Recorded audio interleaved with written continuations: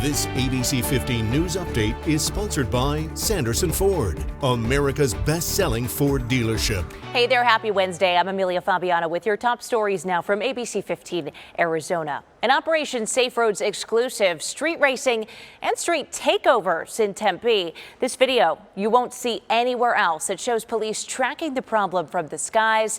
Tempe police tell us they had been noticing an increase in street racing and street takeovers for a while. So on April 22nd, Tempe police, with the help of Mesa and Phoenix police, broke up crowds participating in street racing at 3 locations in one night. We talked with a man who lives near one of those intersections where police say all of this was happening. Take a listen. It's just annoying, and it's, I fear for people's lives when that stuff happens. If you're a part of this, stop. If you know somebody that's doing it, talk some sense into them, tell them to stop. If you are a witness to this and you have any information, contact your local agency. Yeah, dangerous for sure. In the end, police say they arrested 20 people, seized 10 handguns, issued 19 citations, and towed 13 vehicles. A call to action today from a group of bipartisan lawmakers at the Arizona State Capitol. Democratic and Republican caucus members are holding a press conference at 8:30 this morning. They're calling on legislators to work with Governor Katie Hobbs to try and deliver some solutions on affordable housing and homelessness. The number of people experiencing homelessness is on the rise all across our state as evictions continue to surpass pre-pandemic levels.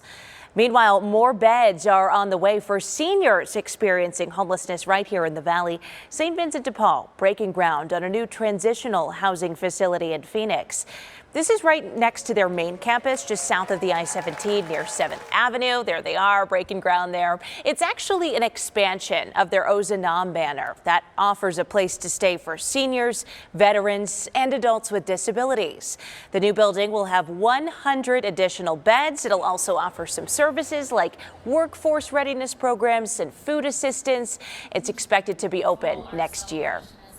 And if you're looking for an apartment, listen up. Consumer reporter John Matarese looks into why you pay those application fees and what you can do to make sure you don't waste your money.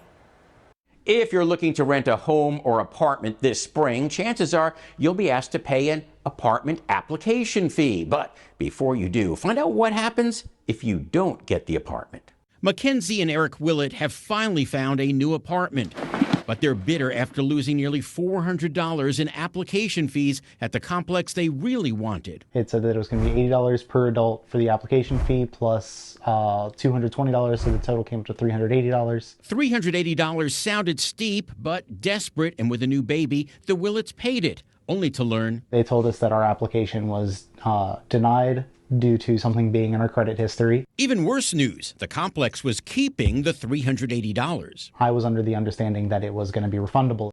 Claire Trapasso with Realtor.com says application fees are the new norm for renters and even condo buyers to help landlords determine your eligibility. Often that's for a credit check or for some of the work they're doing in the back office to get that apartment ready. Whether you get that money back varies from city to city. A handful of states have fee regulations or caps in place, but others have no limits at all. Claire says once you pay a fee, it never hurts to ask to get a refund, especially if you don't get the place. But she says it's very unlikely you'll see that money again. Some red flags to avoid when looking for a new place: landlords charging a fee just to view an apartment. And you should never be charged a fee if there are no units available, so ask in advance. We visited the complex that denied the Willets, where a manager pointed us to their website. There it says all application fees are not refundable for any reason. Mackenzie feels that's unfair. Having a new baby, covering all the expenses. So ask questions before you sign the application so you don't waste your money. I'm John Matarese. Time for your most accurate forecast here on this Wednesday. I'm meteorologist Iris Hermosillo. Temperatures keep trending down across Arizona today. That high a few degrees cooler than where we ended up yesterday, with Phoenix topping out at 89 degrees. You'll notice those high temperatures in the low to mid 80s in western Arizona today too. And in northern Arizona, it's highs in the 60s to 70s today. So another cool day, but also winds will be a factor again as they pick up in speed. In fact, they're going to pick up through the morning, and then by the afternoon, look for breezy to windy conditions across across Arizona. Now, winds may not be as strong as what we felt on Monday, but you can expect strong wind gusts that could peak near 30 to 35 miles an hour in the valley by this afternoon. Windy at times today, breezy through about Saturday before those winds start to ease up a little bit as we head through the weekend. Temperatures, though, will stay cooler than normal. Today, a high of 89. That's right near normal. But then we drop to 80 for a high tomorrow. A chance for showers up north starting Friday. Cool in the valley this weekend. For the latest headlines, weather, and traffic, head to our website, abc15.com, or download our free ABC15 mobile app. This ABC 15 News Update is sponsored by Sanderson Ford, America's best-selling Ford dealership.